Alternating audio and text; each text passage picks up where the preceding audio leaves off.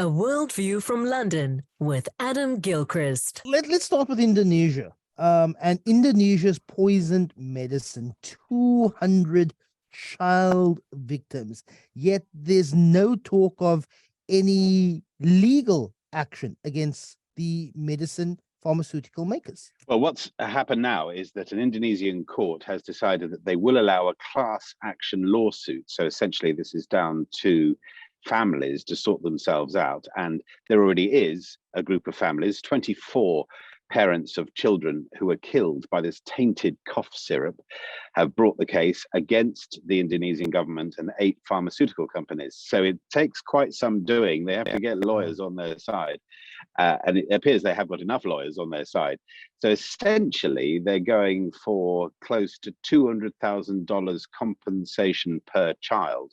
We're talking about children injured or in some cases killed by poisoned cough syrup, toxic cough syrup. More than 200 children died of acute kidney injury over the past 12 months. So this is a very recent thing as well. Some I think as recently as a couple of months ago. How did the cough syrup get contaminated? And it was specifically marketed for children, this thing. Where are the regulators in all this? Would the pharmaceutical companies involved? What happened to their checks and balances and so forth? Indonesia, by the way, is not the only country hit by contaminated cough syrup. 100 deaths reported in Gambia and Uzbekistan, but so far not directly linked, although it's odd to think cough syrup tainted in Indonesia over there, Uzbekistan up there, and Gambia across there. Surely linked? Not at this stage, but yeah, there's certainly some more to come out of the investigation. Definitely.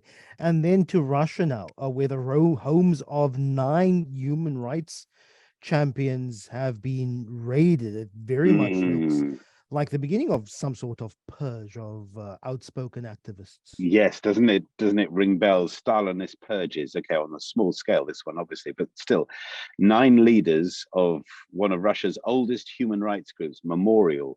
They've been going for a little while. They've been targeted. I mean, bearing in mind there weren't such things as human rights organizations during the Cold War and before. But anyway, they've been targeted with raids on their own homes. The organization itself, Memorial, was shut down 15 months ago. But now the leaders of it, including Oleg Orlov, are facing criminal cases. He has been accused directly of discrediting the Russian military.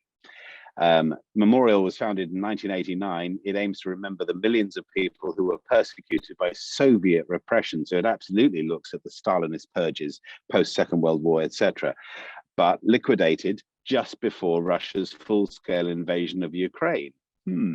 Put 2 and 2 together on that. The raids took place after Russia's investigative committee opened a criminal investigation for the, quote, this is what they're saying in Russia, the rehabilitation of Nazism.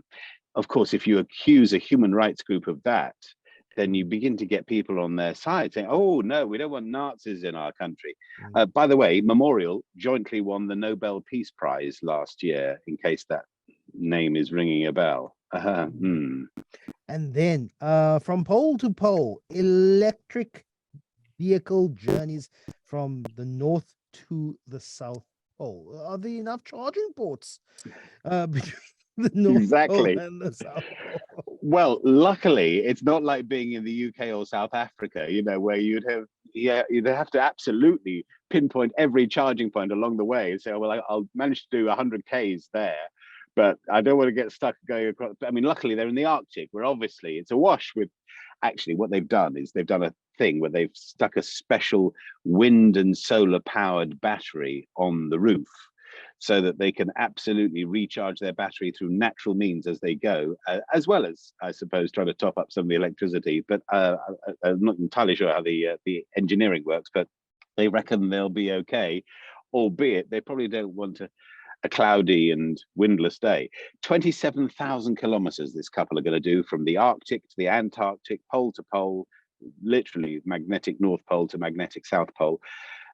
It's going to take them 10 months. That's not just waiting for the recharging, you understand. There will also be some driving involved. They're driving, if you say it quickly, it sounds fine. They're driving from the Arctic through Canada, through the United States, Mexico, Nicaragua, Honduras, Costa Rica, Panama, Colombia, Ecuador, Peru, Chile, Argentina, and then to the South Pole. You do wonder how often they'll have to stop on that route. Chris and Julie Ramsey, they're driving this car where they'll harness natural power, but the most important gadget they have on board of all, in my opinion, is a coffee machine in the boot. You couldn't do that without a coffee machine, could you?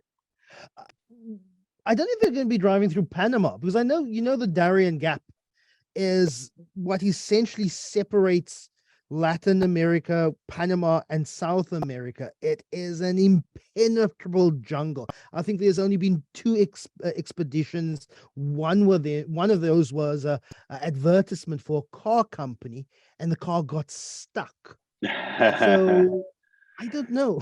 We'll have to wait and see. Is there not the Trans-America Highway thing, an N1 or an A1 or something that goes basically from the tip of the Americas to the other tip of the Americas? Is there not that still? But that could be right. I mean, I like to think they work that out. Otherwise, they're going to come stuck halfway down, aren't they? Just for your information, the longest continuous walkable road is actually, you could start in Cape Town, South Africa, and end up in Magadan, Russia, which is 22,387 kilometers from the southernmost tip of Africa, all the way up Africa, drive over the Suez Canal, through Asia Minor, through to Russia. Hang on, I'm just hearing your producers saying, Leicester, charity challenge. Road trip. Adam Gilchrist.